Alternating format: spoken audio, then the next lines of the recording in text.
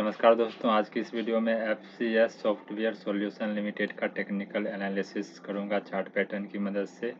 तो 1 डे का time frame लिया गया है। आप ध्यान से देखेंगे कि नीचे एक लाइन इस तरह से ड्रॉ किया गया है जो सपोर्ट का काम कर रही है, और ऊपर से एक लाइन इस तरह खींचा गया है जो रेसिस्टेंट का काम कर रही है। तो स्टॉक क्या होता है, इस तरह से सपोर्ट से ऊपर उठते हुए रेसिस्टेंट को यहाँ पे टच करने के बाद धीरे धीरे धीरे धीरे कुछ इस तरह से नीचे आके फिर यहाँ पे बिताता है, और सपोर्ट को रिस्पेक्ट करके यहाँ से धीरे धीरे धीरे धीरे फिर यहाँ पे आता है। रेसिस्टेंट को टच करके यहाँ से धीरे धीरे धीरे धीरे इस तरह से नीचे जो है सपोर्ट को ब्रेकआउट दिया, रिजेक्शन भी लगा, और कुछ इस तरह से ये सपोर्ट के नीचे ही अभी स्टॉक कहीं ना कहीं है। तो अब देखो, यहाँ से हो सकता है कि यहाँ से स्टॉक इस तरह से फिर इस तरह से करते करते ये रेसिस्टेंट के पास आए, फिर यहाँ से कुछ इस तरह से गिरावट करके फिर इसको ब्रेकआउट दे। तो एक तो ये सिनेरियो जब हम चार्ट पैटर्न की मदद से एंट्री एग्जिट का प्लान करते हैं, तो जब तक जब तक ये रेसिस्टेंट लाइन ब्रेकआउट नहीं करती है और इसका रिजेक्शन नहीं होता है, तब तक एंट्री का प्लान इसमें चार्ट पैटर्न की मदद से नहीं समझा जा सकता है। तो चार्ट पैटर्न की मदद से यहाँ पे एंट्री करते हैं, अपने अपने रिस्क रिवार्ड के हिसाब से स्टॉप लॉस लगा सकते हैं। चार्ट पैटर्न के हिसाब से यहाँ का स्टॉप लॉस सेफ माना जाता है, बाकी इसके स्विंग लो के नीचे लगा सकते हैं। और पहला टारगेट ये वाला लेवल रहेगा, दूसरा टारगेट ये वाला लेवल रहेगा। ये कब की बात कर रहे हैं? जब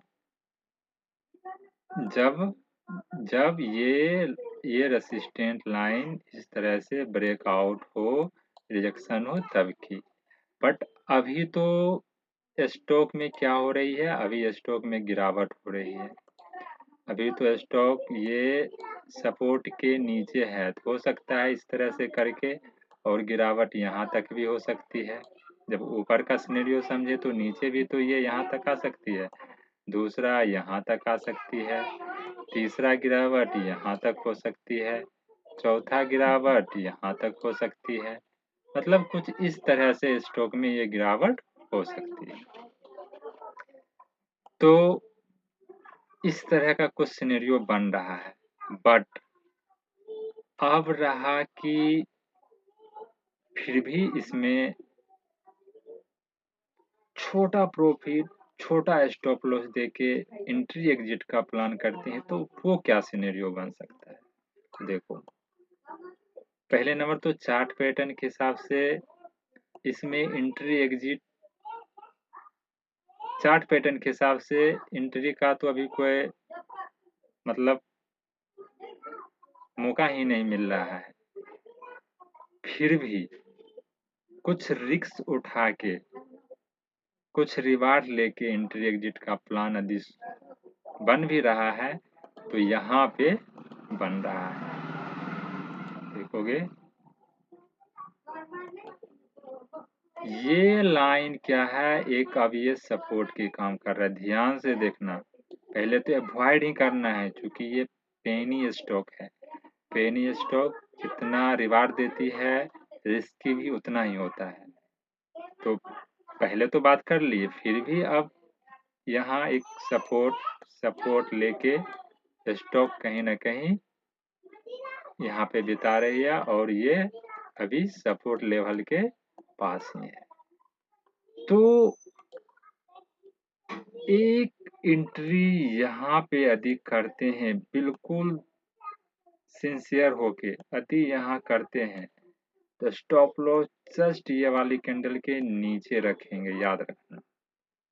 और पहला टारगेट ये होगा, मतलब जैसा कि बोलते हैं 4 से 5% मिल जाए, आराम से निकल लेना है।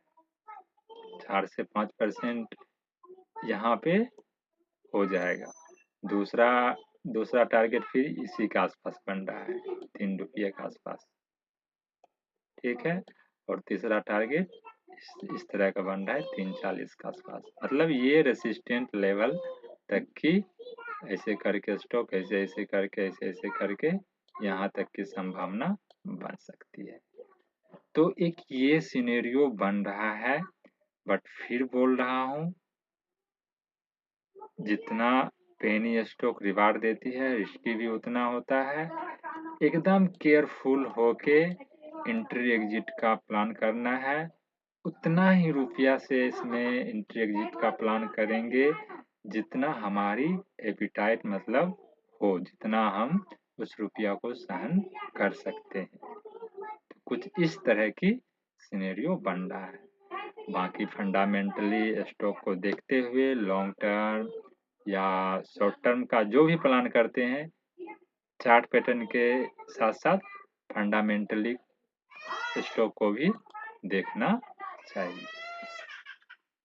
तो फिलहाल इस वीडियो में इतना तक ही। यदि आपको वीडियो पसंद आई हो तो वीडियो को अवश्य लाइक करें, चैनल को अवश्य सब्सक्राइब करें, अपने दोस्तों के साथ शेयर करें, और तब तक के लिए जय हिंद, धन्यवाद।